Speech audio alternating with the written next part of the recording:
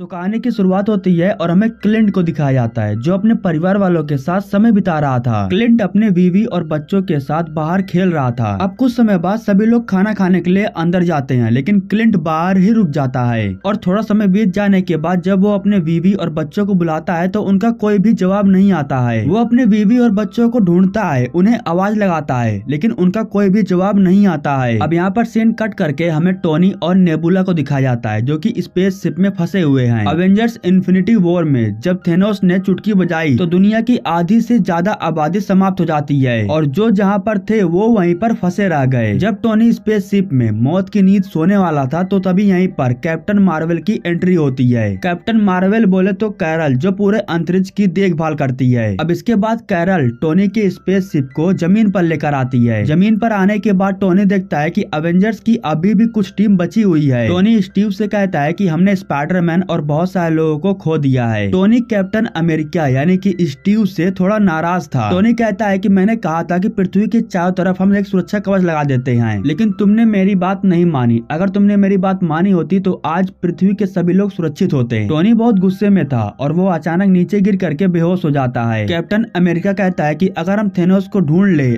और वो सभी स्टोन को लेकर के चुटकी बजा दे तो शायद एक बार फिर से सब कुछ ठीक हो सकता है। जिसके बाद कैरल कहती है कि अगर ऐसी बात है तो मैं थेनोस को मारने जा रही हूँ। लेकिन तभी नताशा कहती है कि ये लड़ाई हम सबकी है, सबसे पहले हमें थेनोस को ढूंढना होगा। तो तभी थेनोस की बेटी नेबुला कहती है उसे ढूंढने की जरूरत नहीं है, मुझे पता है कि वो कहाँ पर है। नेबुला कहती है कि थेनोस इस समय अपने गार्डन में होगा क्योंकि उसने मुझे बताया था कि प्लान पूरा हो जाने के बाद हम वहीं पर जाएंगे। इसके बाद रॉकेट बताता है कि जब थेनोस ने चुटकी बजाई तो पूरी पृथ्वी हिल गई थी और ठीक ऐसा ही हुआ है आज से 2 दिन पहले इस ग्रह पर। मतलब कि थेनोस इसी ग्रह पर है और वो हमें यहीं पर मिलेगा। अब अवेंजर्स की टीम तैयार थी उस ग्रह पर जा करके थेनोस से उन सभी स्टोन को लेने के लिए। जब इनका स्पेसशिप उस ग्रह के पास पहुंच जाता है तो सबसे पहले कैप्टन मार्वल उस ग्रह पर जाती है देखने के लिए आखिर वहाँ पर हो क्या रहा है। थोड़े समय बाद जब कैरल वापस आती है तो इन्हें बताती है कि पूरा ग्रह समाप्त हो चुका है, मतलब कि पूरे ग्रह पर थेनोस अकेला ही रह रहा है। इसके बाद कट करके हमें थेनोस को दिखाया जाता है जो अपने गार्डन में था। वो अपने लिए खाना बना रहा था, लेकिन तभी कैप्टन मार्वल उसके ऊपर अटैक कर देती है और तभी अवेंजर्स की पूरी टीम आ जाती है और उसे बहुत मारती है। तभी थोर आकर के उसके हाथों को ही काट देता है और जब रॉकेट गोल्डन ग्लव में देखता है तो उसमें एक भी मणि नहीं थी। इसके बाद ये लोग थेनोस से पूछते हैं कि आखिर उसने मणि का किया क्या। तो थेनोस कहता है कि पृथ्वी का संतुलन बनाए रखने के बाद मणि का कोई काम नहीं था, इसलिए मैंने उसी की शक्ति से उसे नष्ट कर दिया। इतना सुनने के बाद थोर थेनोस के सर को धड़ से अलग कर देता है और उसे जान से मार देता है। अब जो मणि थी वो इनकी आखिरी उम्मीद थी और मणि भी समाप्त हो चुकी है, इसलिए इनकी आखिरी उम्मीद भी खत्म हो जाती है और अब ये लोग भी समझ जाते हैं कि अब दुनिया बिल्कुल भी ठीक नहीं होगी। इसके बाद सीन कट करके हमें 5 साल बाद का सीन दिखाया जाता है। पूरी दुनिया के समाप्त हो जाने के बाद कुछ ही लोग हैं जो बचे हुए हैं और पूरी दुनिया एक प्रकार से शमशान बन चुका है। अवेंजर्स की टीम बैठ करके अपने लाइफ के बीते हुए पल को याद कर रही थी और ऐसे ही इनका जीवन कट रहा था। इसके बाद कट करके हमें सैन फ्रांसिस्को दिखाया जाता है। यहाँ पर हम देखते हैं कि क्वांटम को कंट्रोल करने वाली एक मशीन पर चूहा घूम रहा था और उस चूहे की वजह से गलती से क्वांटम मशीन एक्टिवेट हो जाती है, जिसकी वजह से एंट मैन यानी कि स्कॉट मशीन से बाहर आ जाता है। बाहर आने के बाद जब वो शहर को सुनसान देखता है तो उसे समझ में नहीं आता है कि आखिर यहाँ पर हुआ क्या है। वो एक लड़के से पूछता है कि आखिर यहाँ पर हुआ क्या है, लेकिन वो लड़का भी उसे कुछ नहीं बताता है। इसके बाद वो जैसे ही शमशान घाट पर जाता है तो वहाँ पर देखता है कि बहुत सारे लोग मारे जा चुके हैं। यहाँ पर वो अपने फैमिली वालों का नाम ढूंढने लगता है तो उसे पता चलता है कि उसकी माता पिता भी मारे जा चुके हैं। इसके बाद स्कॉट भागते हुए अपने घर पर आता है और दरवाजे को खटखटाता है। घर के अंदर से उसकी बेटी बाहर आती है जो कि अब बहुत बड़ी हो चुकी है और कैसी अपने पिता को जिंदा देख करके बहुत खुश हो जाती है, लेकिन उससे ज्यादा स्कॉट खुश था और वो उससे पूछता है कि आखिर यहाँ पर हुआ क्या। जब स्कॉट को सब कुछ पता चलता है तो वो अवेंजर्स की टीम के पास आता है। नताशा जब उसे गेट पर देखती है तो वो बहुत हैरान हो जाती है। कैप्टन अमेरिका भी यही सोच रहा था कि अगर ये जिंदा था तो था कहाँ। इसके बाद स्कॉट इन लोगों को क्वांटम फिजिक्स के बारे में बताता है। वो बताता है कि क्वांटम मशीन के अंदर एक अलग दुनिया होती है, हम छोटे होकर के उसके अंदर जा सकते हैं और सबसे हैरान कर देने वाली बात यह है कि असल जिंदगी में 5 साल बीत चुके हैं, लेकिन मुझे क्वांटम मशीन के अंदर गए सिर्फ 5 घंटे हुए हैं। मैं 5 घंटे बाद ही बाहर आ चुका हूँ, मतलब कि असल जिंदगी में 5 साल क्वांटम के अंदर 5 घंटों के बराबर है। मैं क्वांटम के अंदर कुछ ही सेकंडों के लिए गया था और तभी थेनोस ने चुटकी बजा दिया। सब कुछ तबाह हो जाने के बाद मैं क्वांटम में ही फंसा रहा और अब 5 घंटों बाद मैं बाहर आ पाया हूँ। कहने का मतलब जो कुछ भी हमने खोया है उन सब को हम वापस ला सकते हैं अगर हम क्वांटम के अंदर सही समय पर सही जगह पर जाएं चाहें तो थेनोस से पहले भूतकाल में जा करके हम उन सभी मणि को प्राप्त कर सकते हैं, तो एक बार फिर से सब कुछ ठीक कर सकते हैं। लेकिन इसके लिए हमें बुद्धिमान व्यक्ति की जरूरत है और अवेंजर्स की टीम में सिर्फ एक ही ज्यादा बुद्धिमान है। टोनी के लिए खुशी की बात यह है कि उसकी बीवी और बेटी दोनों ही जिंदा हैं और वो दोबारा उन्हें खोना नहीं चाहता है। अब ये लोग टोनी के पास आते हैं और उसे कहते हैं कि एक उम्मीद है, हम वापस सबको ला सकते हैं। ये लोग टोनी को टाइम ट्रेवल के बारे में बताते हैं, लेकिन टोनी इनके साथ इनकी हेल्प करने के लिए साफ साफ इनकार कर देता है, क्योंकि वो दोबारा अपनी बीवी और बच्चों को खोना नहीं चाहता है। अब इसके बाद ये लोग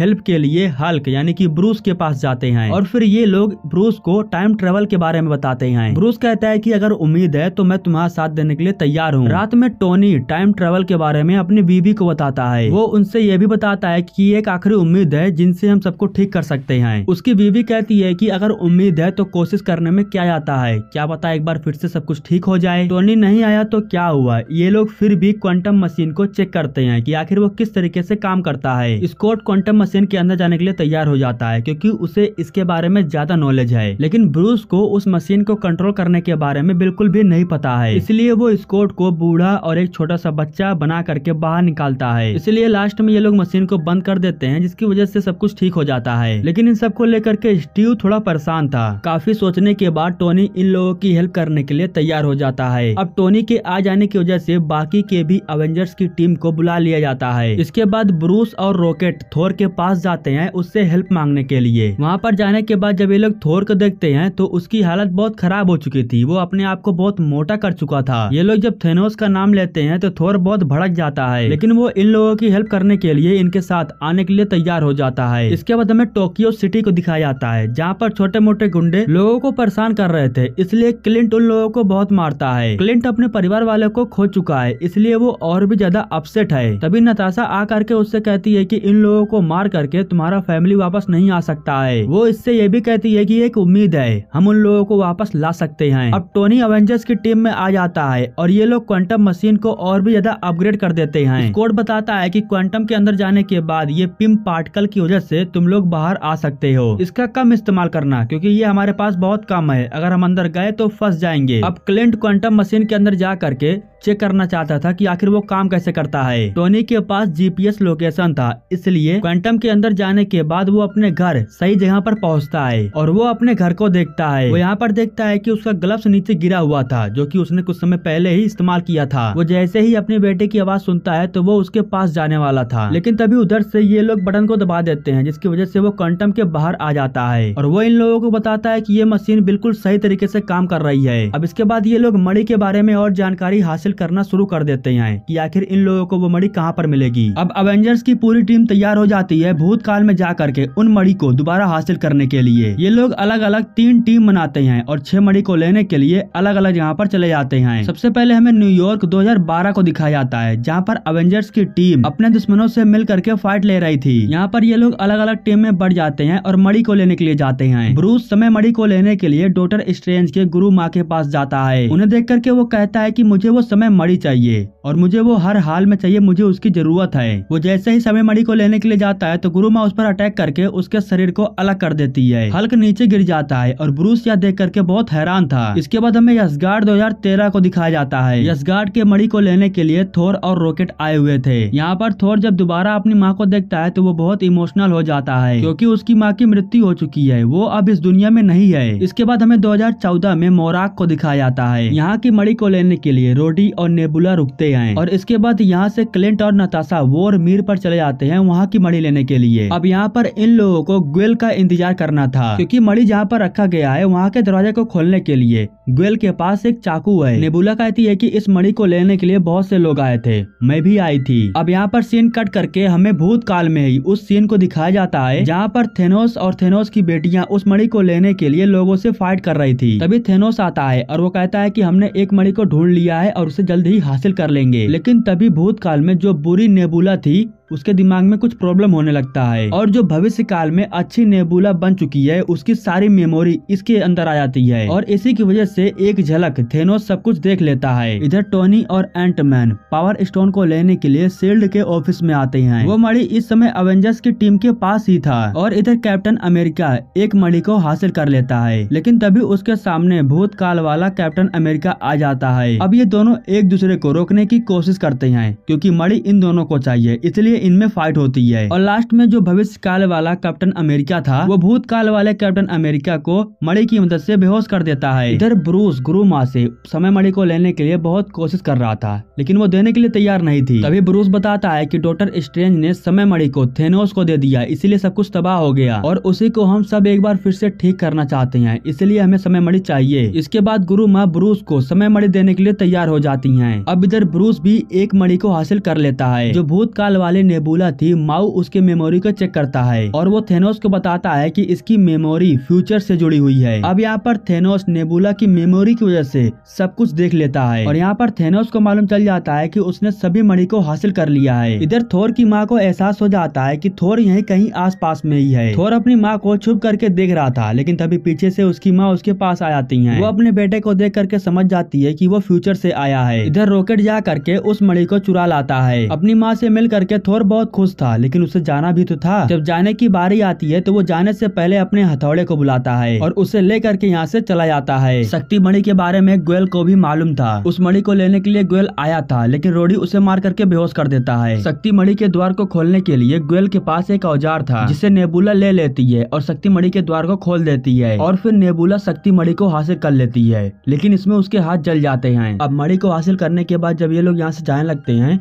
तो रोडी यहाँ से चला जाता है लेकिन नेबुला फंस जाती है क्योंकि नेबुला को अब थेनोस ने बंदी बना लिया है और उसकी मेमोरी की मदद से थेनोस भविष्य की सारी चीजों को देख लेता है। तभी नेबुला कहती है कि मैं वो नहीं हूँ, मैं आपको धोखा नहीं दे सकती हूँ। तो थेनोस कहता है कि तुम्हें अपनी बेगुनाही साबित करने के लिए एक मौका दिया जाएगा। इधर जब फ्यूचर वाली नेबुला की आंख खुलती है तो उसे मालूम चल जाता है कि थेनोस ने सब कुछ पता कर लिया है। वो अवेंजर्स को बताने की कोशिश कर रहे थे लेकिन उनका कोई भी रिप्लाई नहीं आ रहा था। तभी यहीं पर थेनोस का स्पेसशिप आ जाता है और वो नेबुला के स्पेसशिप को उठा लेता है। कैप्टन अमेरिका को एक मणि मिल जाती है लेकिन टोनी और एंटमैन जिस मणि को लेने के लिए गए थे वो मणि उन्हें नहीं मिलती है। तभी एंटमैन कहता है कि हमारे पास सिर्फ एक मौका था, अब हमारे पास पिम पार्टिकल भी नहीं है। तभी टोनी को याद आता है कि 1970 में एक मिलिट्री खुफिया अड्डे पर टेसराइट रखा गया है। कैप्टन अमेरिका अपनी मणि को एंटमैन को देता है और फिर ये लोग 1970 में जाने के लिए जीपीएस ट्रैकर में वहाँ के लोकेशन को एंटर कर देते हैं और फिर ये लोग 1970 में पहुँच जाते हैं। मिलिट्री के खुफिया अड्डे पर पहुँच जाने के बाद टोनी टेसराइट लेने के लिए मिलिट्री के बेस यार्ड में जाता है। वो अपने सूट से सिक्योरिटी को तोड़ करके टेसराइट को हासिल कर लेता है और जब यहाँ से जाने लगता है तभी यहीं पर होवर्ड नाम का एक इंसान आता है और ये इंसान टोनी के पिता हैं। और इधर कैप्टन अमेरिका चोरी चुपके डॉक्टर के लैब में जाता है और वहाँ से पिम पार्टिकल को हासिल कर लेता है। टोनी अपने पिता से कुछ समय तक बातें करता है। ये लोग उस समय में गए हैं जिस समय टोनी का जन्म भी नहीं हुआ था, इसीलिए टोनी अपने पिता को पहचानता है। इसके बाद हमें थेनोस के स्पेसशिप को दिखाया जाता है जहाँ पास्ट वाली नेबुला फ्यूचर वाली नेबुला को पकड़ लेती है और वो उसके जीपीएस ट्रैकर को भी निकाल लेती है और फ्यूचर में जाने के लिए जो पिम पार्टिकल उसके पास था वो नेबुला लेकर के थेनोस को दे देती है। अब इसके बाद हमें 2014 में वॉरमीर का सीन दिखाया जाता है जहाँ पर नताशा और क्लिंट साउल स्टोन यानी कि आत्मा मणि को लेने के लिए गए हैं। तभी यहीं पर एक उड़ती हुई लाल खोपड़ी यानी कि एक आत्मा आती है और वो इनसे कहती है कि तुम्हें जो चाहिए वो ठीक तुम्हारे सामने नीचे है, लेकिन उसे हासिल करने के लिए तुम दोनों में से किसी एक की कुर्बानी देनी होगी। क्लिंट कहता है कि ये झूठ बोल रहा है, ऐसा कुछ भी नहीं है। तभी नताशा कहती है कि थेनोस ने अपनी बेटी गमोरा को लेकर आया था लेकिन थेनोस मणि को लेकर के यहाँ से अकेले गया था। अब इन्हें मालूम चल जाता है कि मणि को हासिल करने के लिए इन दोनों में से किसी एक को मरना होगा। दोनों ही एक दूसरे को रोकने की कोशिश करते हैं। क्लिंट नताशा को बचाना चाहता था और नताशा क्लिंट को बचाना चाहती थी, लेकिन फिर भी लास्ट में नताशा उस मणि को हासिल करने के लिए अपनी जान तक दे देती है। अब कुछ समय बाद जब क्लिंट की आंख खुलती है तो आत्मा मणि उसके हाथ में था। अब अवेंजर्स की पूरी टीम ने सभी मणि को हासिल कर लिया था, इसलिए वो वापस फ्यूचर में चले आते हैं। लेकिन जब ये लोग नताशा को नहीं पाते हैं तो वो क्लिंट से पूछते हैं कि आखिर नताशा कहाँ पर है। इसके बाद इन्हें पता चलता है कि मणि को हासिल करने के लिए नताशा ने अपनी जान तक दे दी। तभी थोर कहता है कि तो क्या हुआ, हम अवेंजर्स हैं, हमारे पास सभी स्टोन है, हम उसे वापस ला सकते हैं। तो क्लिंट कहता है कि वो कभी भी वापस नहीं आ सकती है, उसने मणि के लिए अपनी जान कुर्बान की है और वो आत्मा भी यही कह रही थी। तभी हल्क कहता है कि हम उसकी कुर्बानी जाया नहीं होने देंगे। इसके बाद टोनी सभी मणि को एक ग्लव्स में रख देता है और अब बारी थी चुटकी बजा करके जो भी लोग गायब हुए थे उन्हें वापस लाने की। थोर कहता है कि मैं ताकतवर हूँ और मैं चुटकी बजा सकता हूँ, लेकिन टोनी उसे रोक देता है और कहता है कि जब थेनोस ने चुटकी बजाई तो वो अधमरा हो गया, तुम्हें कुछ भी हो सकता है और हम तुम्हें खोना नहीं चाहते हैं। तभी हल्क कहता है कि मैं ये कर सकता हूँ क्योंकि इसके अंदर जो रेडिएशन है वो गामा है और मैं गामा से ही तो बना हूँ। अब इधर जो पास्ट वाली नेबुला थी वो फ्यूचर में आ चुकी थी और वो मशीन के गेटवे को ऑन कर देती है, जिसकी वजह से थेनोस का जो स्पेस शिप था वो फ्यूचर में आ जाता है। टोनी कहता है कि जो 5 साल पहले गायब हुए थे उन्हीं लोगों को वापस लेकर आना और कुछ भी गड़बड़ मत करना। अब सिक्योरिटी के लिए अवेंजर्स की पूरी टावर को लॉक कर दिया जाता है। अब जब हल्क ग्लव्स को पहनता है तो उसे बहुत तेज झटका महसूस होता है, उसे बहुत ज्यादा तकलीफ हो रही थी, लेकिन फिर भी वो चुटकी बजा देता है और बेहोश हो जाता है। इसके बाद जब ये लोग बाहर का नजारा देखते हैं तो इन्हें ऐसा महसूस हो रहा था कि सब कुछ ठीक हो चुका है। क्लिंट के फोन पर उसकी बीवी लोरा का कॉल आता है जो कि गायब हो चुकी थी, लेकिन इसके बाद इन सभी अवेंजर्स के साथ बहुत बुरा होता है। थेनोस अपने स्पेस शिप से अवेंजर्स की टावर पर हमला करता है और उसे पूरी तरीके से बर्बाद कर डालता है। जब क्लिंट की आंख खुलती है तो ठीक उसके सामने ग्लव्स था जिसमें सभी मणि मौजूद था, लेकिन अब उस मणि को हासिल करने के लिए इसके पीछे थेनोस के लोग लग जाते हैं और अब थेनोस भी फ्यूचर में आ चुका था। वो नेबुला से कहता है कि तुम जा करके मणि को ढूंढ करके लेकर आओ, मैं यहाँ पर बैठ करके इंतजार करूंगा। जब गमोरा यह सब देखती है तो वो समझ जाती है कि थेनोस यानी कि उसके पिता यह सब बहुत गलत कर रहे हैं और उन्हें रोकने के लिए वो फ्यूचर वाली नेबुला के साथ मिल जाती है। जब अवेंजर्स की टीम थेनोस को दूर बैठा हुआ देखते हैं तो वो समझ जाते हैं कि अभी तक उसे मणि मिली नहीं है और ये लोग उसे मारने के लिए उसके पास जाते हैं। थेनोस कहता है कि अच्छा हुआ तुम लोगों ने मेरे लिए सारी मणि ढूंढ दिया और अब मैं मणि को हासिल करने के बाद पूरी दुनिया में एक एक कण को मिटा दूंगा और उस मणि से एक नया ब्रह्मांड बनाऊंगा जिसमें सिर्फ मेरा राज होगा और सभी लोग सिर्फ मेरे लिए जिएंगे, मेरी पूजा करेंगे। इधर क्लिंट थेनोस के लोगों से बच तो जाता है, लेकिन तभी उसके पास नेबुला आती है और ये पास्ट वाली नेबुला है। वो ग्लव्स को लेने के बाद थेनोस को बता देती है कि मुझे मणि मिल चुका है, लेकिन तभी उसे रोकने के लिए गमोरा और फ्यूचर नेबुला आ जाती है। गमोरा कहती है कि तुम अपने आप को बदल सकती हो,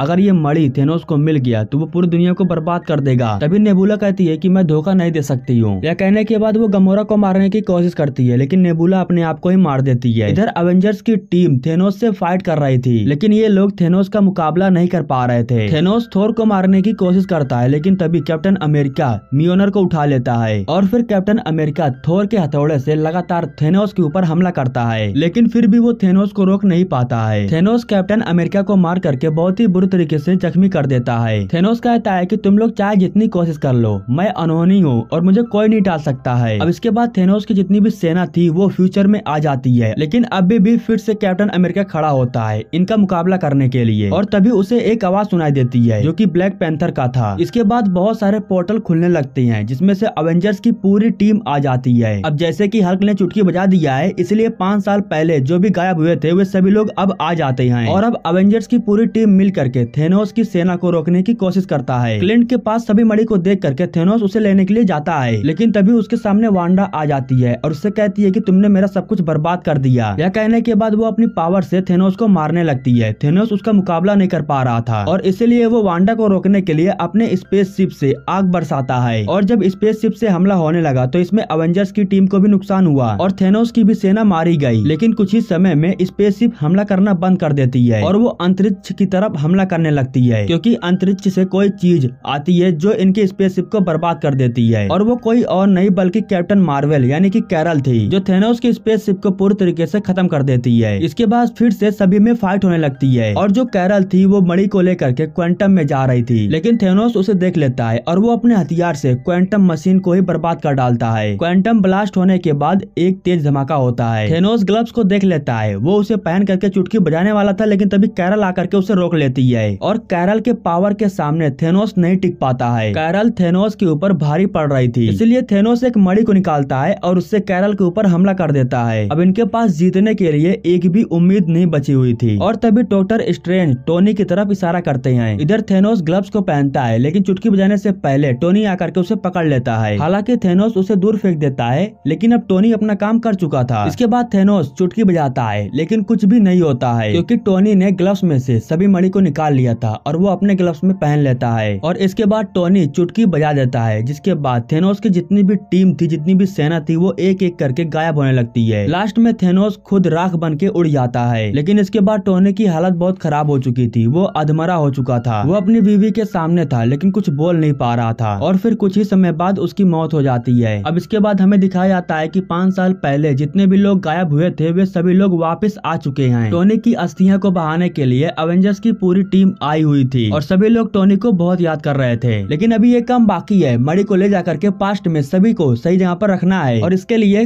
कैप्टन अमेरिका तैयार होता है। वो पास्ट में जा करके सभी मणि को सही जगह पर रख करके वापस आएगा। लेकिन कुछ समय बाद जब वो वापस आता है तो वो पूरी तरीके से बदल चुका था, वो बूढ़ा हो चुका था। और इसी के साथ अवेंजर्स एंड गेम की ये कहानी यहीं पर समाप्त हो जाती है। अवेंजर्स की बाकी के मूवीज मैंने एक्सप्लेन करके रखा है, अगर आप देखना चाहो तो आप चैनल पर जा करके देख सकते हो। और हमारे यूट्यूब चैनल को सब्सक्राइब करने के लिए आपका बहुत बहुत शुक्रिया।